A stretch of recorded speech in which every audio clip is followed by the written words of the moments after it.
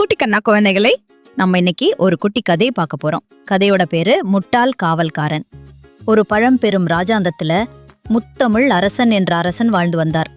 அவருக்கு புதியதாக தென்னை தோட்டம் அமைக்க ஆசையாக இருந்தது. அரண்மனைக்கு அருகில் உள்ள நிலத்தை பண்படுத்தி புதிதாக தென்னை மரங்களை நாட்டார்.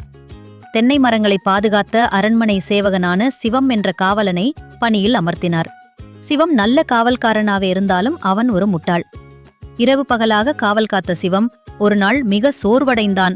தென்னை மரங்களை பார்த்து கொள்வதுதானே என் வேலை என்று யோசித்த சிவம் அனைத்து மரங்களையும் பிடுங்கி எடுத்து தனது வீட்டிற்கு எடுத்து சென்று பாதுகாத்தான். தென்னை மரங்களை பார்வையிட வந்த அரசர் நடந்த நிகழ்ச்சிகளை கேள்விப்பட்டு சிரித்தார்.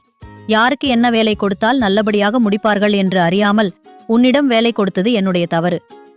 இதனால் இவன் முடிக்கும் என்றாய்ந்து அதனை அவன் கண்விடல் என திருவள்ளுவர் சொல்படி நல்ல காவல்காரனை தேர்ந்தெடுக்கும் பொறுப்பு என்னுடையது என்றார் அரசர்.